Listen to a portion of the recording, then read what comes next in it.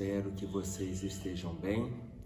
Estamos aqui novamente para gravar os vídeos que temos feito em relação a vários aspectos do âmbito doutrinário, social, principalmente espiritual, onde a gente consiga fazer esse movimento de sintonia nesses momentos de dor que a Terra tem vivido nos seus diversos campos de atuação, seja no campo social, familiar, no campo acadêmico, econômico, organizacional, institucional. Então, nós estamos vendo que estamos trazendo dificuldades nos diversos campos de diversas diferenciações.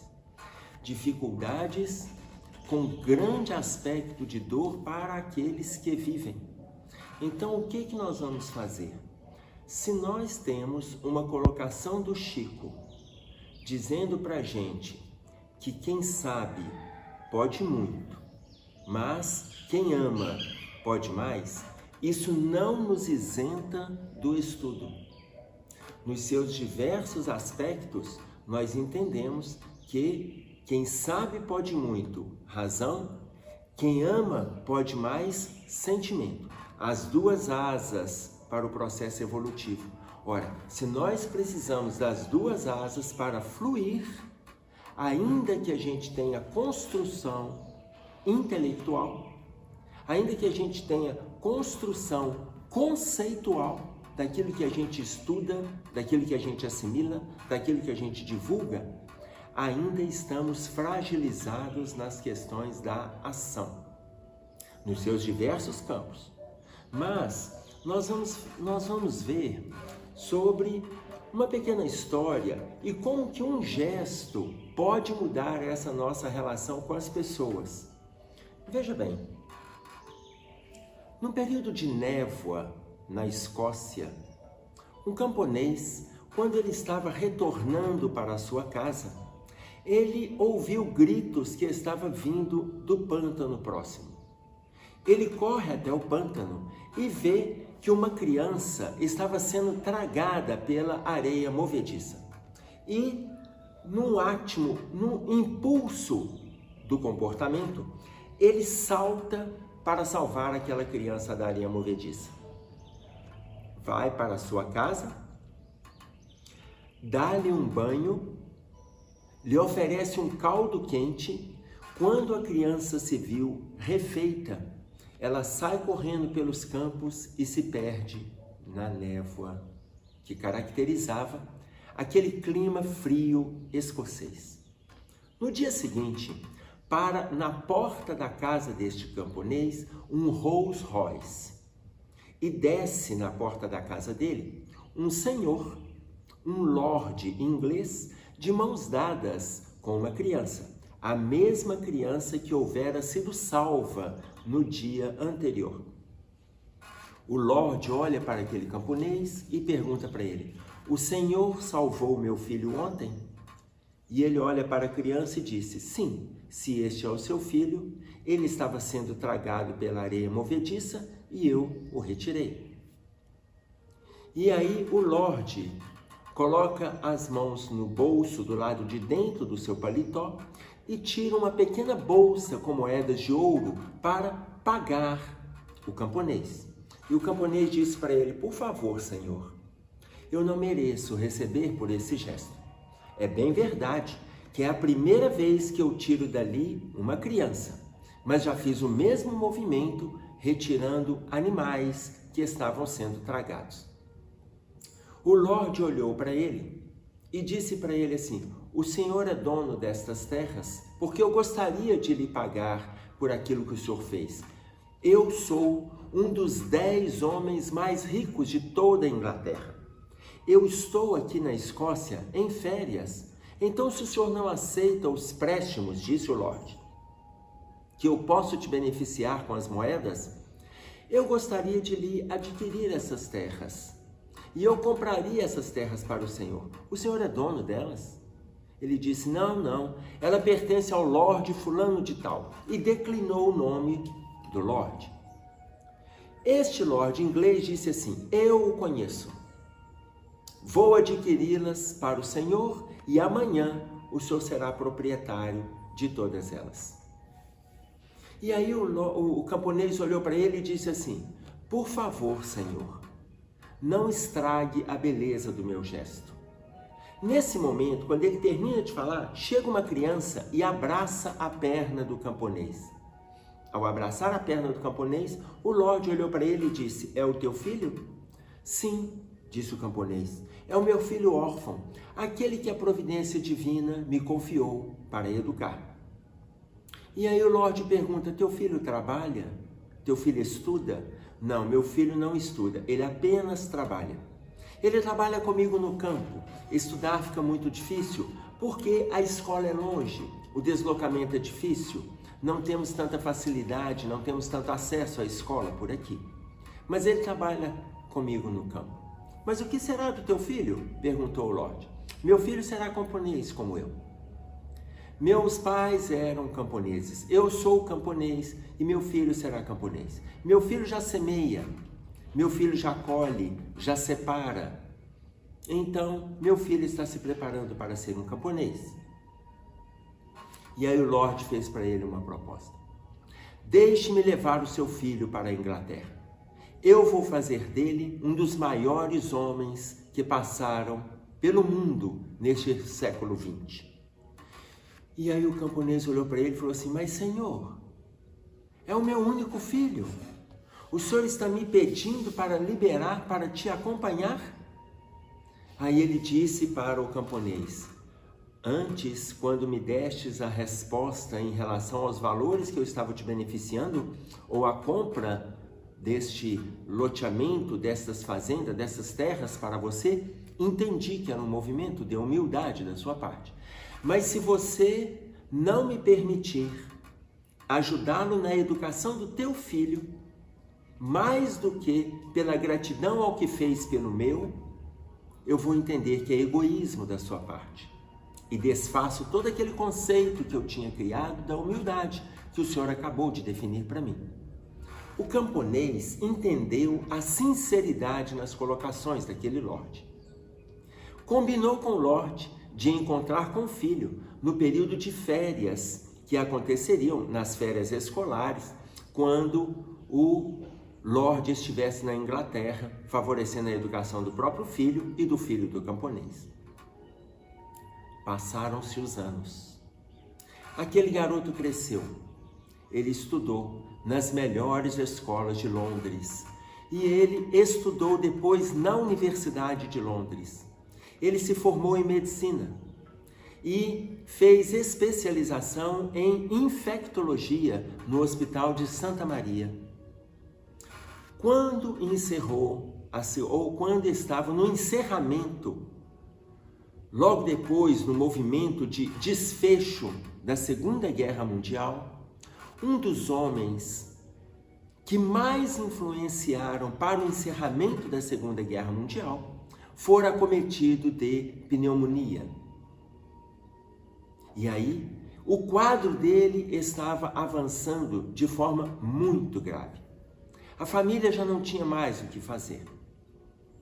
Chamaram os médicos e os médicos disseram: olha, só existe uma pessoa que está fazendo uma experimentação para trabalhar com um medicamento que talvez poderia auxiliá-lo. E chamaram aquele jovem infectologista. O jovem infectologista olhou e falou assim: veja, eu estou com um medicamento, mas eu só experimentei em animais. Eu nunca utilizei esse medicamento em pessoas. A família olhou para o médico, olhou para o paciente e disse assim: mas qual é a chance do nosso familiar sobreviver? O médico disse 10%. E aí os familiares disseram: então aplica o medicamento? Aplica, porque se ele tem 10% de chance de sobreviver, é melhor que ele aplique o medicamento do que ficar sem o medicamento porque ainda não foi experimentado nas pessoas. Porque nesse momento 10% significa um percentual que luta contra os 90% de possibilidades de morte. Porque se não aplicar, É 100% de possibilidade de morte. O médico aplicou o medicamento. Vejam vocês, 2 semanas depois ele estava completamente curado. Este rapaz que tinha sido curado por aquele medicamento, naquele momento experimental, é Winston Churchill, o ex-primeiro-ministro inglês, um dos dirigentes de nações do mundo que mais influenciaram para o encerramento da Segunda Guerra Mundial. Winston Churchill, ele é o mesmo garoto que tinha sido salvo da areia movediça pelo camponês. O pai de Churchill, Randolph Churchill, foi aquele que chegou para o camponês no dia seguinte e tentou pagar o camponês pelo gesto de ter salvo seu filho e resolveu levar o filho do camponês, acordando isso com ele, para estudá-lo, para que ele se formasse, para que ele se fundamentasse e formasse um dos maiores homens que passou pelo século XX, como ele tinha prometido. Nós estamos falando de um cientista, médico cientista, Alexander Fleming, o criador da penicilina, que hoje tem salvado milhões de criaturas da pneumonia. Imaginem vocês um gesto de amor. Se nós estamos falando de gestos de amor, um gesto de amor foi o suficiente para desencadear inúmeras situações aonde nós podemos mudar a história. Nós podemos mudar a história. Qual o gesto de amor que a gente está se disponibilizando a fazer? Quando eu falo um gesto de amor, trazendo este exemplo, eu fiquei pensando no primeiro gesto de amor. O camponês que dá a sua vida, correndo risco dele também ser tragado pela areia movediça, mas ele salva uma criança e ele cuida. Alguns momentos, ou 1 hora ou 2 horas, não sabemos. Depois este garoto, o segundo gesto, fala com o pai o que aconteceu. E no dia seguinte, o pai vai até o camponês e oferece ajuda para o camponês e, enfim, oferece a educação para o filho do camponês, o terceiro gesto. Então, os gestos de amor, eles vão se encadeando pela vida fora. O que nós estamos fazendo? Porque, veja, o Evangelho coloca para nós como que nós temos dificuldades para lidar com a questão do amor. Tanto que, no capítulo 11 do Evangelho segundo o Espiritismo, eu quero passar para vocês um trechinho do item 8. O capítulo se chama Amar o Próximo como a si mesmo. Mas nós vamos ver aqui quando o espírito de Fenelon coloca para nós da seguinte forma: pobres irmãos, falando para a gente, o amor se restringe a um círculo íntimo de parentes. O vosso amor se restringe a um círculo íntimo de parentes. Veja, ele está colocando que nós ainda não conhecemos a dimensão do amor. Nós estamos restringindo o amor só para as nossas relações. Imaginem vocês se a gente fizer por um desconhecido o que nós fazemos pelos nossos vínculos afetivos, emocionais ou espirituais. Imaginem vocês como que o mundo estaria hoje. Um gesto de amor. Então, se a gente pega o gesto de amor do camponês, pega o gesto de amor da criança que tinha sido salva, pega o gesto de amor do pai daquela criança, ou seja, da criança Winston Churchill, do pai da criança Randolph Churchill, que depois libera, conversando com o camponês, libera o filho, que lá na frente vai se transformar num dos maiores cientistas do século XX. Milhões de pessoas estão sendo curadas. Um gesto. Isso começou lá atrás. Então, o que está nos faltando para nós colocarmos em prática esse arcabouço teórico que estamos assimilando? O que está nos faltando? E aí vocês estão pensando, mas eu já amo. Vamos definir o amor? Porque é difícil nós trabalharmos na profundidade dele com a superficialidade das relações que nós estamos tendo. Se o Chico coloca, quem sabe pode muito e quem ama pode mais, nós ainda não estamos dando conta de fazer mais, porque pouco amamos. Mas, então vamos cuidar da outra asa do processo evolutivo, que é do campo da razão. O quê? Estudar, ler, conhecer, divulgar, pregar, aprender, apreender. Estuda e assimila. Assimila e divulga. Estuda e assimila, assimila e divulga. Por quê? Porque se nós fizermos esse campo, nós estamos a um passo curto para chegarmos na ação. Mas muitos de nós estamos nos acomodando, em vez de nós nos aprofundarmos nesse movimento em busca do conhecimento. Então, o que é o amor? Se nós formos lá na Grécia Antiga, nós vamos ver Empédocles falando de amor. Nós vamos ver Hipócrates, Sócrates, Aristóteles, Platão. Nós vamos ver vários falando. Nós vamos ver Heráclito falando. Mas imaginem, se nós formos na Grécia Antiga, nós vamos ver Pitágoras, quase 700 anos antes de Jesus. Aproximadamente 200 anos antes de Sócrates, já fazendo referência ao amor. Ou seja, filósofos, historiadores aprofundam nas ideias do amor.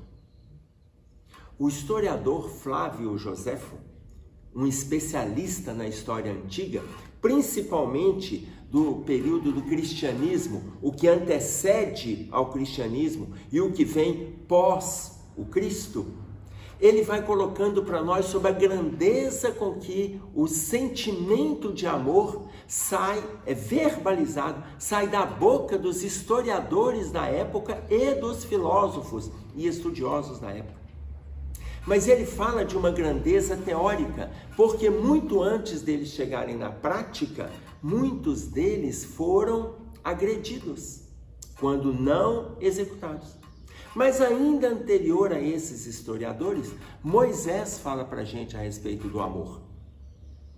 A frase, amai o próximo como a ti mesmo, ela é trazida por Moisés em Levítico, no capítulo 19, no versículo 18. Moisés fala para nós pela primeira vez. Se nós vamos estudar o Evangelho, nós vamos ver a colocação de Jesus lá no Sermão da Montanha, que em Mateus compreende 3 capítulos, capítulo 5, capítulo 6 e o capítulo 7, o Sermão da Montanha. No capítulo 5, no versículo 17, Jesus diz, não vim destruir a lei. Qual é a lei? A lei que Moisés trouxe. Qual a lei que Moisés trouxe? Ele trouxe a lei de amor. Ele falou pela primeira vez, amai o próximo como a ti mesmo. Então, o que Jesus disse? Não vim destruir a lei. Eu vim cumprir a lei. Ele veio exercer a lei na sua profundidade. Ora, se Jesus veio cumprir a lei que já foi ensinada por Moisés, nós vamos ver, eu estou falando de Moisés, entre 1500 a 1800 anos antes de Jesus. De Jesus para cá, 2000 anos aproximadamente. São quase 4000 anos a história do amar o próximo como a ti mesmo. Depois nós vamos ter Empédocles, 500 anos aproximadamente antes de Jesus, que ele fala que o amor é o sentimento que rege a ordem do mundo. Heráclito, ele coloca que não é para a gente se aprofundar nas questões do amor, para não nos perdermos nas definições. Em determinados momentos, a fala de Heráclito parece, ao nosso ver, que ele passou despercebido pela profundidade do sentimento de amor. embora a grandeza da sua construção teórica filosófica. Sócrates, ele construiu uma doutrina que é a doutrina maiêutica, aquela que permite tudo e todos discutir, conversar, argumentar em torno do Criador. Então a gente vê que a filosofia, ela traz essas noções de amor para nós, mas trazendo para mais perto da gente. Veja, Felipe Pinel, psiquiatra, século XIX, quando ele assumiu a direção do Hospital de Labicêtre em Paris, na França, a primeira providência que ele tomou foi desacorrentar os loucos que estavam acorrentados nos porões do hospital psiquiátrico que ele estava dirigindo. Quando ele tomou essa providência, os conselheiros do hospital se reuniram e perguntaram se ele estava enlouquecendo. Onde já se viu ele desacorrentar os loucos? O que ele iria fazer? E Felipe Pinel disse, como sacerdote da providência divina: eu vou amar esses loucos. Eu vou fazer com que eles se sintam gente outra vez. Eles não podem ficar acorrentados como animais nos porões do hospital. Felipe Pinel estava abrindo uma área nova para o estudo da psiquiatria. O campo afetivo tinha uma influenciação decisiva no tratamento de todo e qualquer paciente. Felipe Pinel estava abrindo uma porta, não era simplesmente uma janela. Estava saindo da construção medicamentosa para uma construção afetiva, emocional e espiritual, para além dos medicamentos. Ele não estava invalidando medicamentos. Ele estava acrescentando à função medicamentosa o envolvimento das criaturas humanas no tratamento daquele paciente. Então vocês podem observar que ele tinha uma concepção diferente daquele amor que foi trazido lá atrás. Concepção teórica, ali ele parte para a prática. Léo Buscaglia, que desencarnou em 99, professor universitário nos Estados Unidos, a sua tese de doutorado, que deu origem ao livro O Amor, ele coloca que amar os inimigos do jeito que Jesus ensinou é algo muito difícil. Que não é para a gente se preocupar em amar os inimigos, que é para a gente amar, fazer um exercício. Ele fala assim, vamos fazer um exercício do amor. Ama quem te ama. Ama o familiar, ama as pessoas que te amam na via pública, no ambiente de trabalho, ama quem te ama. Ama a esposa, ama marido, ama filhos, ama quem te ama. Depois de você exercer com quem te ama, ame as pessoas que são chatas. Porque tem muita gente chata na Terra, como muitos de nós somos chatos para outros. Ama quem te ama, depois ame quem é chato. Depois que você exerceu com quem te ama, e exerceu com as pessoas que são chatas, começa o exercício verdadeiro do ensinamento do Cristo: amai os vossos inimigos. Então veja, nós estamos falando de uma construção, nós não estamos falando de um movimento que eu leio hoje uma página e já começo a amar. Semana que vem eu leio um capítulo e eu começo a amar. Na outra semana eu leio um livro e eu já estou melhorado, já estou evoluído. Gente, não funciona assim. Nós estamos falando de uma construção secular. Mas o movimento precisa acontecer a partir de agora. O que está faltando para nós exercermos esse movimento de amor?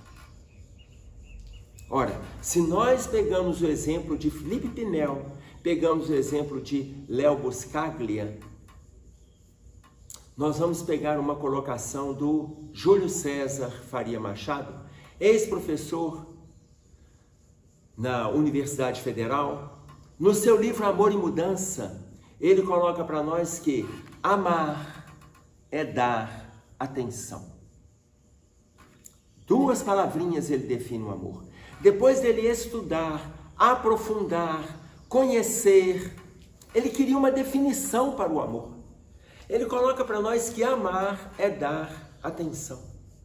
Dê atenção ao seu marido, dê atenção à sua esposa, dê atenção aos seus filhos. Eu estive com ele em um congresso, há alguns anos atrás, e era um congresso para família, e uma surpresa quando eu recebi a programação, e eu vi que ele também estaria com uma palestra no congresso.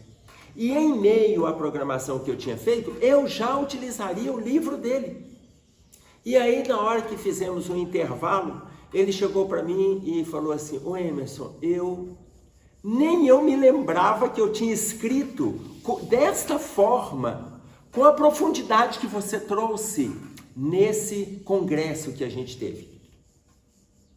Então veja, não é que ele não se lembrava, mas ele vai escrevendo tanta coisa e vai divulgando tanta coisa.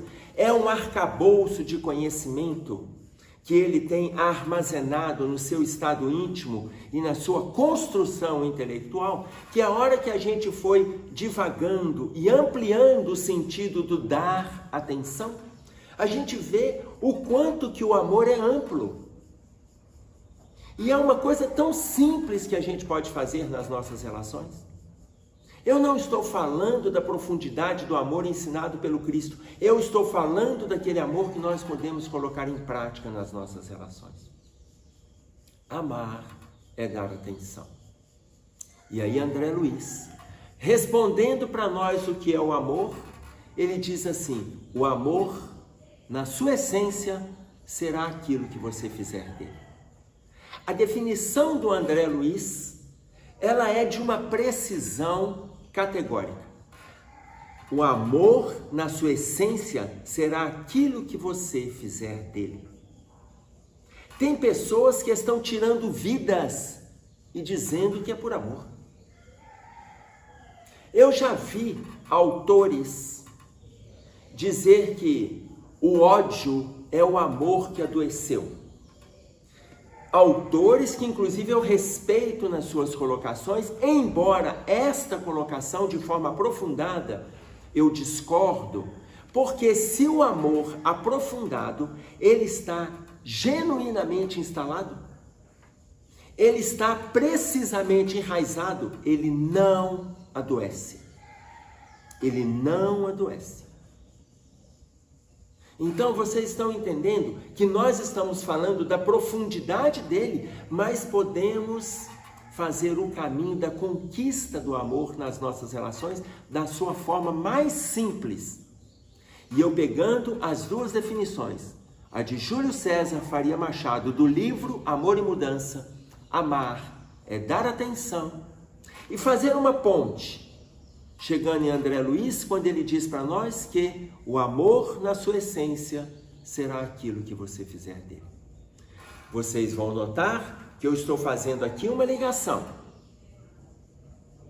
Eu pego a definição de Júlio César Faria Machado, estou trazendo uma definição teórica, que no nosso campo intelectual, amar é dar atenção, que pode ser trabalhado na sua mais superficial até a mais profunda interpretação. Quando eu faço essa ponte, eu estou trazendo para o esquerdo do meu corpo, eu estou trazendo para o meu sentimento, para o meu coração.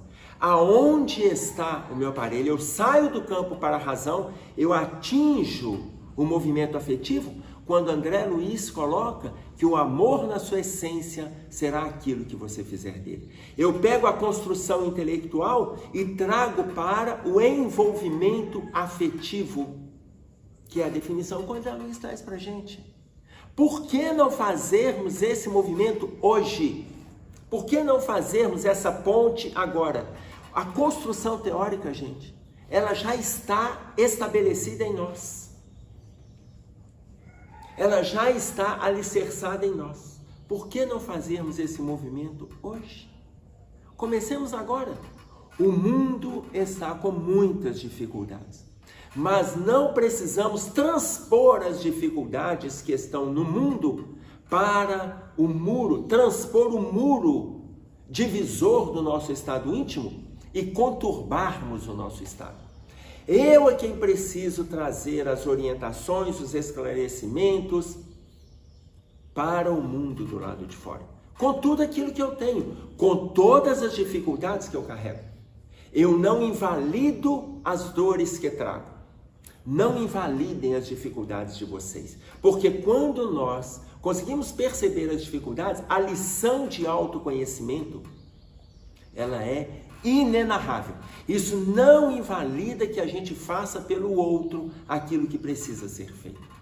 Então, nós não vamos trazer os problemas do mundo para o nosso estado íntimo e conturbar o nosso estado íntimo em confusão com as dificuldades que a gente já tem.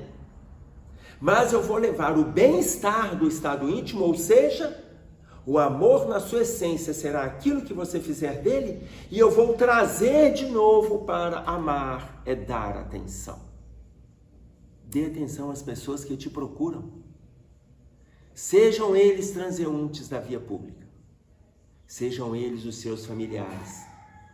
Fecha a tela do seu tablet, desliga o seu celular, coloca no silencioso e conversa com aquele que te convida ao diálogo. Dê atenção para qualquer pessoa e comece o verdadeiro exercício do amor ensinado pelo Cristo, na sua forma mais simples de ser vivenciado no nosso dia a dia. Era isso aí que a gente tinha para trazer. Eu espero que esteja valendo a pena as nossas reflexões. Até breve, se Deus quiser. Um abraço a todos. É isso aí.